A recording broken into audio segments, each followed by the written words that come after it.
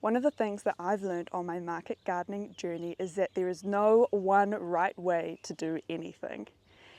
And there are a lot of different techniques when it comes to turning over the market garden beds. We turn these beds over 3, 4, maybe even 5 times in a year. So doing it in a way that is efficient and easy is really vital to the operation here in the market garden.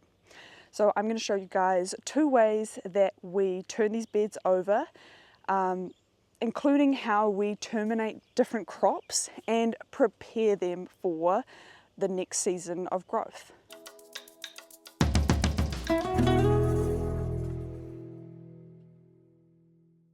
My name's Georgia from Grow My Goodness here in the beautiful Bay of Plenty, New Zealand, and I make videos about gardening and market farming. So if you like these kind of videos, make sure that you subscribe to my channel. Let's get into the video. We grow a lot of salad greens in the market garden.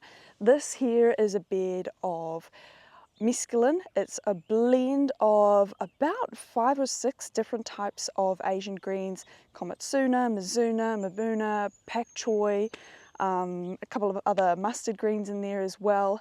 And I direct sow this with the Jang seeder. It's a very fast growing crop. We're in springtime now, and it only takes about 30 days from sowing to then getting our first harvest. You can see I've cut this bed behind me. I cut this on Tuesday. It's now Thursday, so it's only been a couple of days. I am going to let this regrow to get a second cut off it. However, if this had been the second cut, now would be a great time to start terminating the crop. And the way that we do this is with tarps. So we bought a silage tarp. It comes in a big roll. It is really, really big. It's about 15 meters long, I think, and it was really, really wide. So it works out perfectly to match the length of the bed, and then I've just cut it into sections. Most of them are the size of 1 bed. I have a couple that are the size of 2 beds or 4 beds. If I have had larger areas where I might be starting a garden, or if I just had like 4 beds that were really weedy or something and I just wanted to cover them. So just on the other side of me here is, this was actually a bed of spinach. We already harvested the spinach, and then after the last cut, it actually started to regrow. So to terminate this even quicker, I went up and down the bed with a very small battery operated lawnmower. So this makes it even quicker for the growth to die, basically stop regrowing and start to break down under that tarp. In the sun, it gets really hot. These are actually 2-sided. So one side is black and the other side is white. So it's not quite as hot if you have it white side up. And we actually use the white side up for a different purpose, and that is for germinating seeds as well. But in terms of terminating crops, black side up, if it's super sunny and hot, it can be as quick as a week before it's ready to be replanted. In the wintertime, it's a bit of a different story. It takes a lot longer to break down because it's just not as hot. But basically, with this bed over here, what I would do is, it's not a perfect cut, so I probably would go over this with a lawnmower, probably on like the lowest setting or second lowest setting, just to cut it, get it really at the surface of the soil. And then I would just drop one of these tarps, black side up, straight over the top. We weigh it down with river stones, and that would stay on for about a week. After about a week, it'll probably look something like this. In fact, this one is nearly ready to come off. It's been a little bit cooler, and this one's been here for a little bit longer, so it's probably not quite ready yet. So this is what it's looking like after, this has probably been on about 2 weeks. I was having some issues. We had some bad weather a lot of rain, it was a bit cooler, so it really wasn't being as effective as it is when it's nice and sunny. So this has been taking a little bit longer to break down, but it is breaking down. This will probably just need another few days. I'll probably be ready to start preparing this bed next week. After it's been on for enough time for the crop to be broken down, it'll be nearly all the way broken down, then it's time to start preparing the bed to be replanted. Depending on the time of the year, I might be putting a large amount of compost on. Sometimes I don't put any compost on. Sometimes I just put a little bit of compost on. It just kind of depends. It depends on the bed. I can tell if it's got a lot of compost on or if it's looking a little bit light and it might need a little bit more. And then the other thing we put through the bed to prepare it are our soil amendments. Now the amendments that we're working through the soil are based on the results of soil testing that we had done. The things that we are amending is the pH of the soil, and we're also adding some organic fertilizers and minerals. For example, one of the minerals that we are slightly deficient in is boron, which is typical of this region. So basically I just mix up those amendments into a bucket and I spread it over the bed, and then using the tilther we work this into the top 2 inches of the soil. After running over the bed with the tilther and adding the amendments and any compost if necessary, it is pretty much ready to sow. There is one exception though. For one of our crops, it will also require forking, and that is for carrots. When we're planting carrots, we want the soil to be really loose. Well, not really loose, but pretty loose, so that the carrots don't have any resistance when they're working their root down. Otherwise, we'll end up with pretty stumpy looking carrots, which is not what we want. We want nice, long, straight carrots. So I am going to be planting some carrots today, and I have chosen the bed that I'm going to be planting them in, which is this one over here. So I'm going to go ahead and start forking this bed and then get to sowing.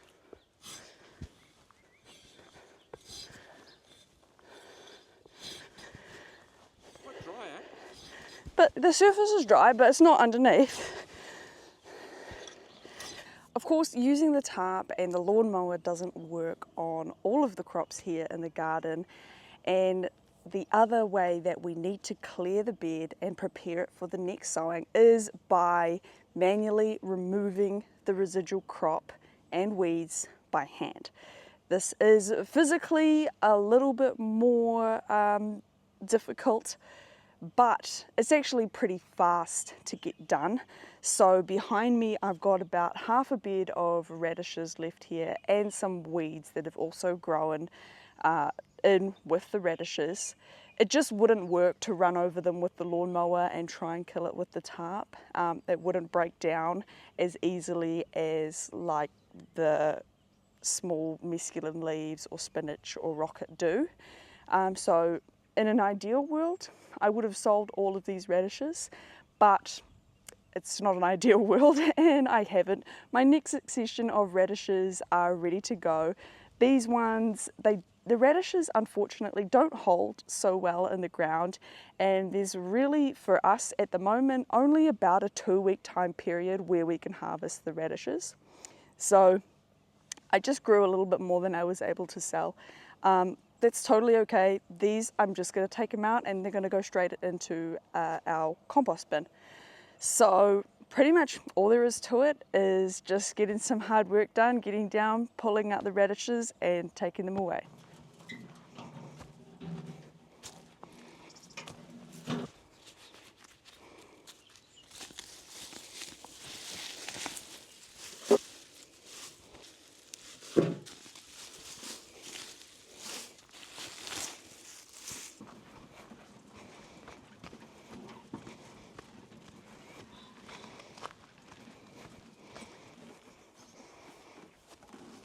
Now, it would probably surprise a lot of people to know that there is actually a lot of waste when it comes to market gardening and farming and growing food in general.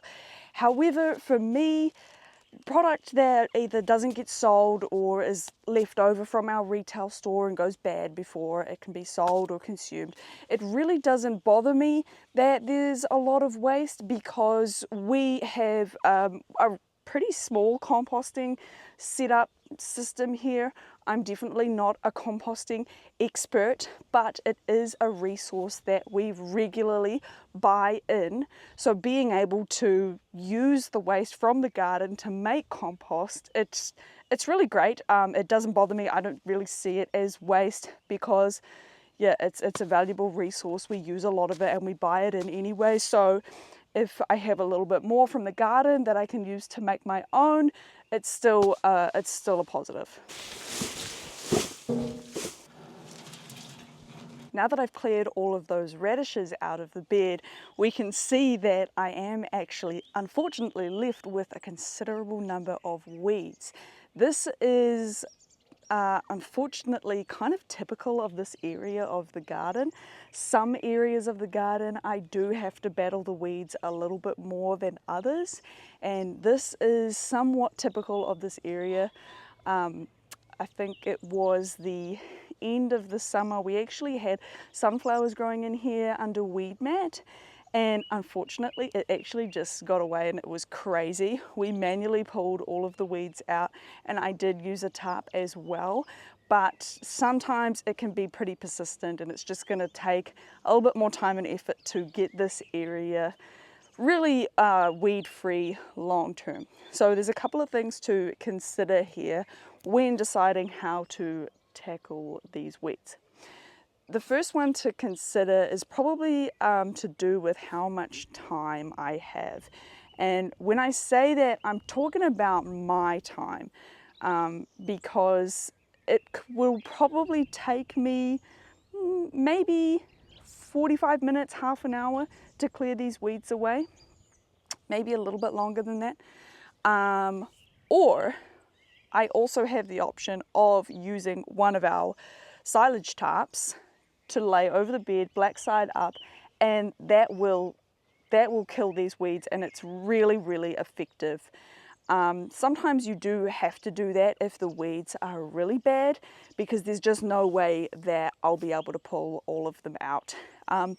This, I definitely think I can handle this. It does look like a big job, but I do have the time today to spend manually pulling these weeds out. If I didn't, and if I wasn't under pressure to get this bed replanted, if I had plenty of beds available and I had all of my successions going, then I would probably be happy to leave it under a tarp for a week and plant it next week.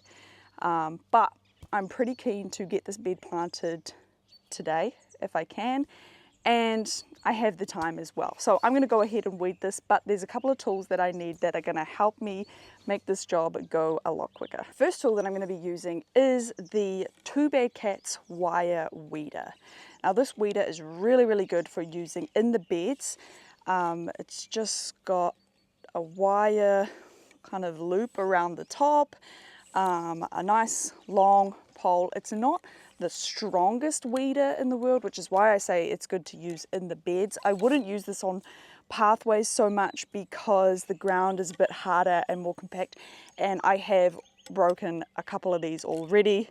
So you can get a few different attachments for these. They just unscrew, and yeah, I think this is a really great tool for getting weeds in the bed. It's also nice and narrow, so you can say weed in between lettuces and things with it. But I'm going to run this up and down the bed to loosen up all of those weeds. And then the second tool I'm going to use is our wire rake. And I'm basically going to run down the bed with this after to try and collect up all of those weeds, to then remove them from the bed before finally going through the bed myself and pulling out any remaining weeds. I'm trying to remove those weeds as much as possible, get the bed as clean as possible if I want to replant it, because of course if I miss any and then I'm replanting the bed and watering it, it's just going to help those weeds thrive and they're going to come back. So hopefully with these two tools and myself, I will be able to clear all of the weeds from this bed.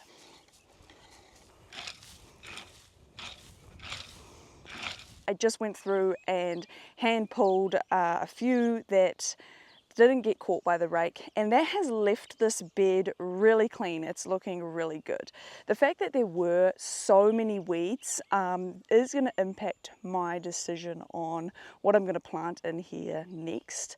I'm going to avoid planting in something that we're going to cut with, say, our greens harvester, because even though I've cleared those weeds out, there's probably a pretty good chance that some of them are going to grow back.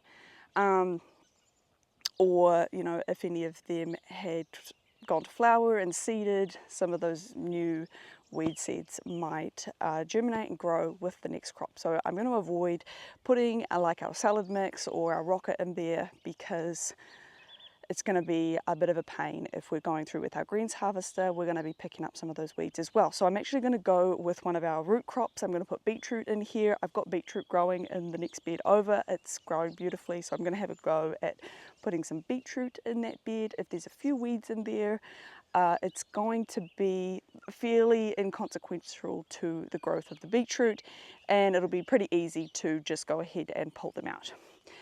Now, I mentioned at the start of this video that there is no one right way to do this, because a pretty common way to turn over beds, particularly with our larger scale agriculture, is to just till them into the ground and then plant straight into that.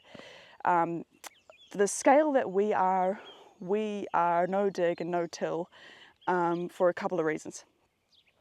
We're trying to do as little disturbance to the soil as possible. So we're really trying to work at the surface level most of the time. We do put the fork into the ground, as I said, when we're preparing the bed for carrots, because the carrots do need looser soil. And when we began here with the market garden, the soil was quite compacted. So it's taken some time to actually loosen up the soil. And we are careful when we do this. We use a broad fork. This is the Forkster by Crafty Gatherer. And this is a really great fork, basically just for loosening and aerating the soil.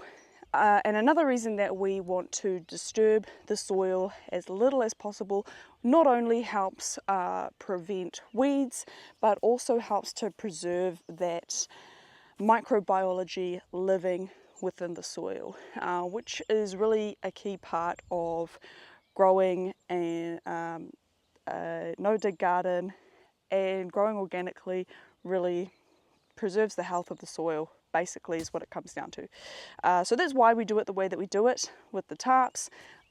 It saves a lot of time, it saves a lot of back-breaking work. You know, I really try to stay off the ground as much as I can. Obviously there is a bit of crawling around involved and bending down and picking things up. It's still hard work, but anything you could do to make this process more efficient, really trying to be really efficient with the way that we move, the way that we're using our bodies, the way that we're using our time. So I'm going to go ahead and finish prepping this bed, and then I've got a lot of planting to do for the rest of my afternoon, so I will talk to you guys in a bit.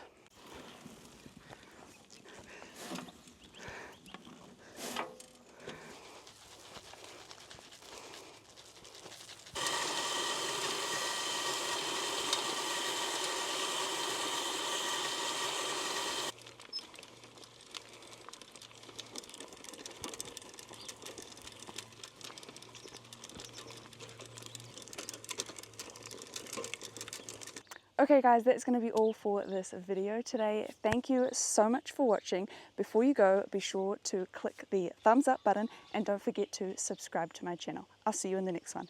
Bye!